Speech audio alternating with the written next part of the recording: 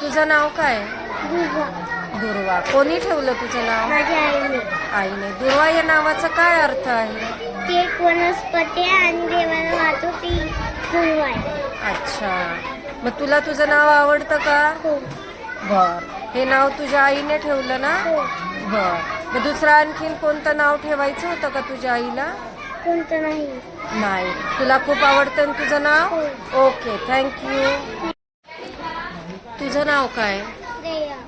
श्रेया. तुला तुझं नाव खूप आवडतं? कोणी ठेवलं तुझं नाव? माझ्या बाबाने. बाबांनी ठेवलं. श्रेया या नावाचा अर्थ काय? श्रावण. आणि जर श्रेया नाव ठेवायचं नव्हतं तर मग दुसरं आणखीन कोणतं नाव सुचलं होतं बाबांना? बाबा म्हणे दुसरं चिव नाव ठेवू पण आई म्हणे की दुसरं चिव नाव नको म्हणे श्रेया नाव ठेवू. बर, ठीक आहे. ओके. तुझं नाव काय?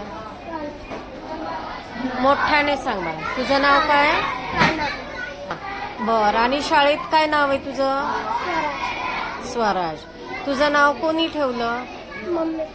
मम्मी पप्पाने. तुला तुझं नाव खूप आवडतं? बर. तुझ्या नावाचा अर्थ काय? नाही माहिती तुला? का बरं निवडलं हेच नाव तुझं? हे नाव कोणाला जास्त आवडलं?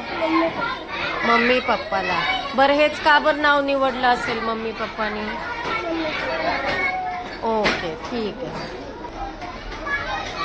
तुझं नाव काय? अनुष्का.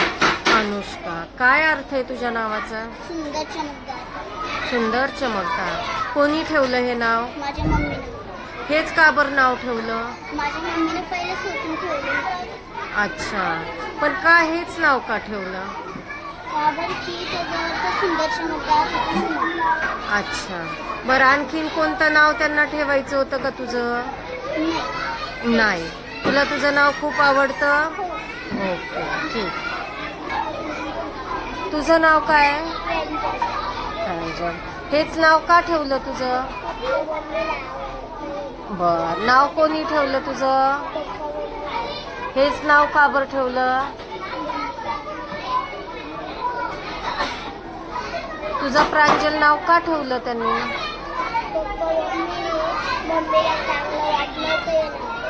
बर. तुला तुझं नाव आवडतं का? या नावाचा अर्थ काय? नाही लक्षात? मम्मी पप्पांनी सांगितलं होतं? मग उद्या परत विचारून ये. ओके.